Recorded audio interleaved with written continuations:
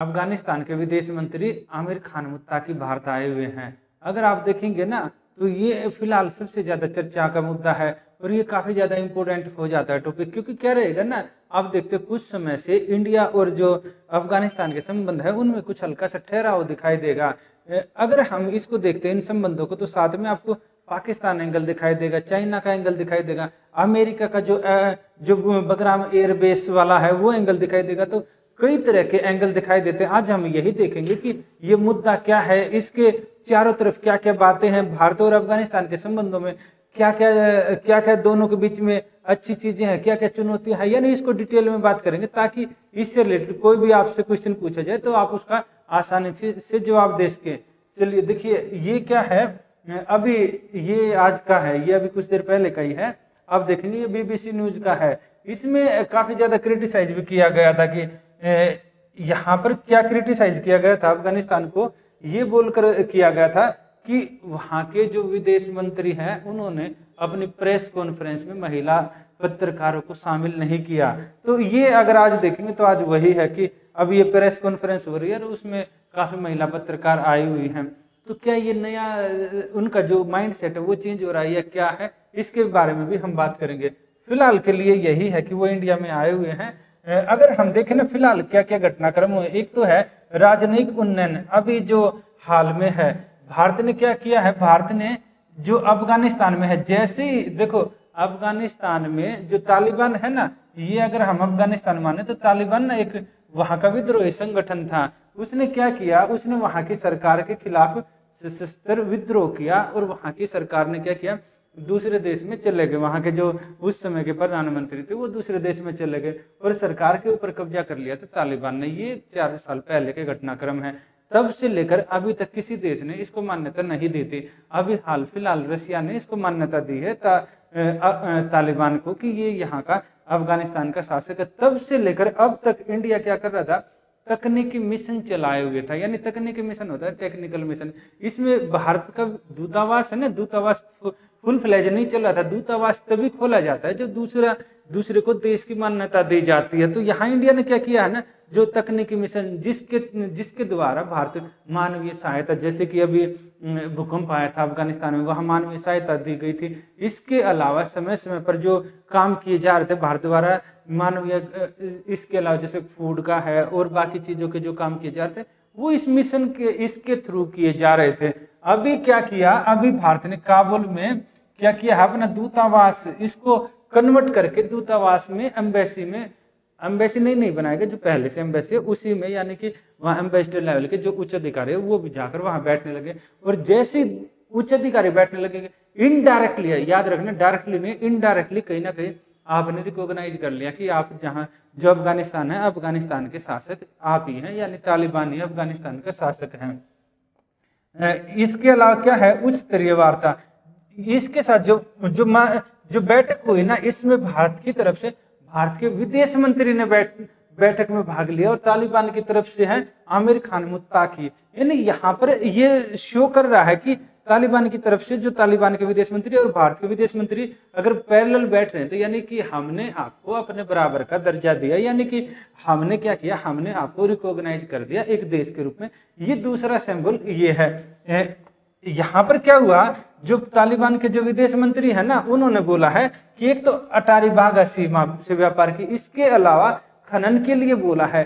देखो याद रखना, तालिबान में तकरीबन अफगानिस्तान में तकरीबन 1 से लेकर 3 ट्रिलियन डॉलर के अलग अलग अनुमान अलग अलग बताते हैं। सामान्य रूप से 1 से 3 ट्रिलियन डॉलर के रेयर अर्थ मिनरल पाए जाने की संभावना है।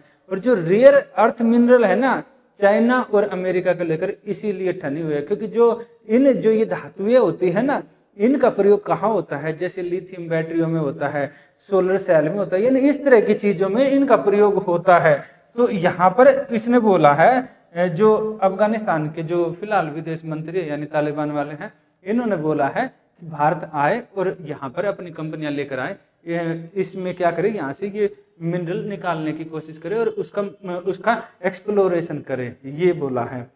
तालिबान ने आश्वासन दिया है कि उसकी धरती का अफगानिस्तान की धरती का भारत के खिलाफ किसी भी आतंकवादी और बाकी भारत के खिलाफ किसी भी गतिविधि में उपयोग नहीं किया जाएगा और न किसी को करने देंगे, ये आश्वासन दिया है। अगर हम देखते हैं भारत इसके साथ क्यों, आखिर ऐसे क्या रीजन आ गए कि भारत ने तालिबान के साथ बैठक में भाग लिया जबकि बाकी देशों ने मान्यता नहीं दी, बताया ना, एक ने छोड़कर। यहाँ क्या है, क्षेत्रीय तालिबान में क्या है ना, हम फिलहाल ये देख रहे हैं पाकिस्तान और तालिबान के संबंध है ना बिगड़ रहे हैं। आप देखेंगे ना, तालिबान जब पावर में आया तो पाकिस्तान ने उसको खूब बैक किया था। अभी हम देखते हैं तालिबान और पाकिस्तान के जो कि डूरंड लाइन है, जो पाकिस्तान है ना, जैसे ये यहाँ पर अगर हम इंडिया है तो ये पाकिस्तान है ना, पाकिस्तान और तालिबान के ये बीच की ये जो रेखा है इसको डूरंड लाइन मानते हैं। तालिबान है ना, तालिबान इसको मानते ही नहीं है डूरंड लाइन को। यहाँ पर क्योंकि कबाइली रहते हैं ना, वो इधर उधर आते जाते रहते। पाकिस्तान बोलता है कि ये हमारे यहाँ पर आतंकवादी हमले करते हैं, ये करते हैं, वो करते हैं। तो यहाँ पर क्या रहता है, ये बोलता है नहीं, बोलते हैं कि यहाँ हमारी सेना मारती है तो ये इधर भाग जाते हैं अफगानिस्तान की तरफ, जो कि वो बोलते हैं नहीं नहीं ऐसा नहीं हो रहा है, हमारे यहाँ हमारी जमीन से, अफगानिस्तान की जमीन से ऐसा कुछ नहीं हो रहा था। इसलिए दोनों के बीच में ना संबंध में ना काफी ज्यादा आपस में खटास आया और दोनों के संबंध बिगड़े। इसके अलावा तीसरा फैक्टर ये हो रहा है कि चीन क्या है ना, चीन इसमें इन्वेस्टमेंट कर रहा है। चीन इसको अपने प्रभाव में लेने की कोशिश कर रहा है। कुछ हद तक चीन ने अभी इन्वेस्टमेंट भी किया हुआ है इसमें। अमेरिका भी अभी फिर से यहाँ पर आने की कोशिश में बैठा हुआ है। आप ट्रंप जो अमेरिका के राष्ट्रपति उसके स्टेटमेंट देखेंगे तो आपको पता लगेगा। तो हम यहाँ देखते हैं कि जो चीन पाकिस्तान की दूरी है ना, यानी कि अब अगर हम ऑपरेशन सिंदूर में देखेंगे, चीन और पाकिस्तान इकट्ठे आ गए थे। पाकिस्तान को चीन ने क्या किया, अपनी मिसाइलें दे रखी थी, वो फुस भले ही हो गई, पर हम देखते हैं कि उसने दे रखी थी। तो इसको काउंटर करने के लिए टू फ्रंट वार अगर हो जाती है तो हमें अफगानिस्तान की यहाँ जरूरत है।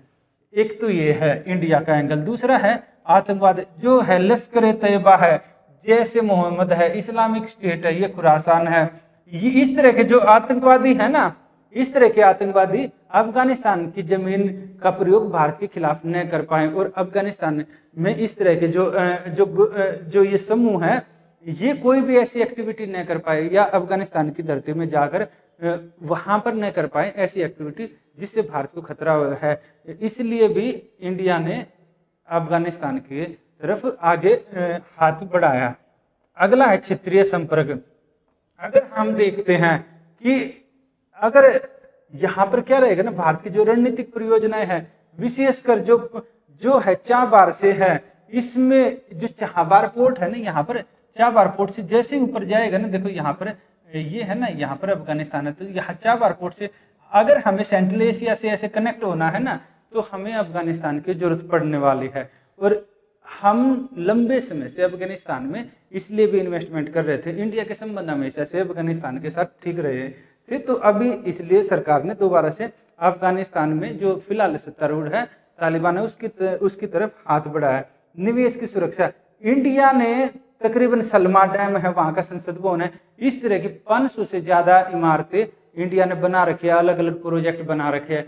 उनमें इंडिया का बहुत ज्यादा, तकरीबन हम देखते हैं $3 अरब से ज्यादा का इंडिया निवेश कर चुका है। अगर दोबारा जुड़ाव होता है और वहां इंडिया और अफगानिस्तान के संबंध बेहतर होते हैं, तालिबान के थ्रू भले हो, तो इससे क्या रहेगा ना, इन परियोजनाओं को फिर से बूस्ट मिलेगा और लोगों के बीच में ना इंडिया की जो सॉफ्ट पावर है काफी ज्यादा है अफगानिस्तान में, मानवीय संकट का समाधान होगा। यहाँ पर क्या रहेगा, जमीनी और हवाई सद्भावना से दवाइयाँ, टीके वगैरह जो भेजे ज्यादा अच्छे तरीके से भेजे जा सकेंगे, ये है। इसके अलावा अगर हम देखते हैं ना, कुछ चुनौतियां भी है, ऐसा नहीं है कि सारी चीजें अच्छी हैं, कुछ चुनौतियां भी है, दोनों के बीच में ना कुछ चैलेंज भी है। संबंध बहुत ज्यादा प्रगाढ़ हो रहे थे, पर चैलेंज भी तो है ना, वो चैलेंज क्या क्या है उनके बारे में बात करेंगे। चैलेंज में है, इंडिया ने अभी उसको औपचारिक मान्यता नहीं दी है, याद रखना, ठीक है। बात किया है औपचारिक मिशन, औपचारिक दूतावास खोलने की बात हुई, सब कुछ, पर औपचारिक रूप से मान्यता नहीं दी है। औपचारिक रूप से मान्यता देना अलग रहता है, क्योंकि जो हम देखते हैं ना तालिबान का रिकॉर्ड है वो कैसा है, ये गैर समावेशी है, इनकी सभी को समावेश नहीं किया हुआ, वुमेन के काफी ज्यादा इश्यू आते हैं, इन तरह देखते हैं। अगला अगर हम देखते हैं सुरक्षा जोखिम भी है कि अफगानिस्तान ने भले ही भारत को आश्वासन दिया है कि जमीन का भारत के खिलाफ प्रयोग नहीं किया करवा होने दिया जाएगा अफगानिस्तान की जमीन का। पर फिर भी कहीं ना एक थोड़ा सा डाउट बना हुआ है कि क्या हमेशा ही ऐसा रहेगा, क्या फ्यूचर में भी चीज़ें ऐसे ही रहेंगी? क्योंकि अगर हम पाकिस्तान और इसका देखें तो संबंध काफ़ी अभी गड़बड़ हो गए, कहीं ऐसा ना हो कि भारत के साथ भी कुछ ऐसा हो जाए। अगला है संपर्क संबंधी जो समस्याएं हैं। देखो, अगर हम अफगानिस्तान में जाते हैं तो सबसे ज़्यादा हमें जो इशू रहता है ये होता है चाबार पोर्ट का, जो कि ईरान में है। उसके ऊपर अभी अमेरिका ने उसके ऊपर प्रतिबंध लगा दिया। तो वहाँ पर क्या रहेगा ना, वहाँ पर इंडिया के जो क्योंकि वहाँ पर सीधे के सीधे इंडिया की कनेक्टिविटी नहीं है, या तो यहाँ के थ्रू जा रही है या फिर पाकिस्तान के थ्रू, दोनों जगह से, यहाँ से अमेरिका के थ्रू चैलेंज होगा, वहाँ से पाकिस्तान वाघा बॉर्डर से चैलेंज करता है। तो यहाँ कनेक्टिविटी का काफ़ी बड़ा इशू आता है। देखो, आपसे ना कई बार क्वेश्चन में पूछा जा सकता है कि अगर मैप देखते हैं तो इंडिया की जो ऊपर की लाइन है ना 52 किलोमीटर के आसपास की जो रेखा है ऊपर जम्मू कश्मीर में, वो मिलती है अफगानिस्तान से। पर वो क्या है, वो पाकिस्तान ऑक्युपाइड कश्मीर में आ जाती है, इसलिए जो पाकिस्तान ने इलीगली ऑक्युपाई कर रखी है उसमें आ जाती है। इसलिए इंडिया को इन दो रास्तों से जाना होता है, या तो जाना होता है पाकिस्तान के थ्रू या जाना होता है ईरान के थ्रू। चीन का प्रभाव है, हम देख रहे हैं कि चीन के साथ भी उसके संबंध बेहतर हो रहे हैं तालिबान के, तो ये एक एंगल क्रिएट कर देता है भारत को लेकर। अगला अगर हम देखें मानवाधिकार की हमने बात कर ली, विशेष रूप से महिलाओं के मुद्दे काफी ज्यादा चर्चा में रहते हैं। आगे क्या किया जा सकता है ताकि संबंध, ये चैलेंज है, इनको दूर करके संबंध और बेहतर हो? इंडिया को क्या करना चाहिए? इंडिया को ना समर्थन तो बिल्कुल श्योर है कि करना चाहिए, और अच्छी बात भी है। नहीं तो क्या रहेगा, वैक्यूम क्रिएट हो जाएगा और वहां पर जो बाकी प्लेयर है उसको भर देंगे, जैसे कि चाइना है या फिर बाकी और प्लेयर हैं।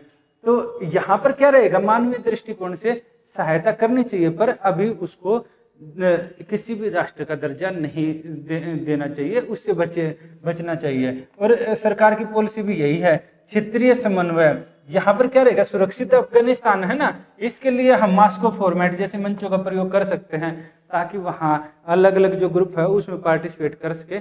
इसके अलावा किसी भी देश के खिलाफ अफगानिस्तान की जमीन का प्रयोग न किया जा सके। आर्थिक, चाइना में क्या रहेगा, निवेश बढ़ाने चाहिए भारत को, बिल्कुल ये तो कर ही रहा है। जन केंद्र अफगान छात्रों के लिए ना छात्रवृत्ति, देखिए अगर आप देखेंगे ना, अभी सहारनपुर में गए थे, देवबंद में गए थे, वहां भी यही मुद्दे रहे थे, और उसको ना इंडिया को काफी पॉजिटिव रूप में देखते हैं अफगानिस्तान के लोग। तो इस तरह की चीजें और बढ़ाई जा सकती है। छात्रवृत्तियां दिया जा रही है, ऐसा नहीं है कि अभी तक नहीं दिया गया, पहले भी भारत सरकार अफगानिस्तान के स्टूडेंट को छात्रवृत्तियां दे रही है, अब और थोड़ा सा बढ़ा देना चाहिए, कहने का ये है। से सर जुड़ाव भविष्य में जो राजनीतिक आर्थिक सामान्यकरण है ना, इसमें आतंकवाद निरोध है, मानवाधिकार है और समावेशी सरकार है ना, ये चीजें भी जोड़ लेनी चाहिए। यानी कि जब फ्यूचर में जब बात हो तो वहां पर फोकस करना चाहिए कि इस तरह के मुद्दे भी तालिबान है वो सॉर्ट आउट करे अफगानिस्तान के लेकर। आज के लिए इतना ही। अगर इस टॉपिक पर ना कुछ और बात करनी है तो आप कॉल या मैसेज कर सकते हैं। फिर मिलते हैं नेक्स्ट वीडियो और नेक्स्ट टॉपिक के साथ। ये आपके काफी इंपॉर्टेंट रहते हैं, इनको देखते रहिए।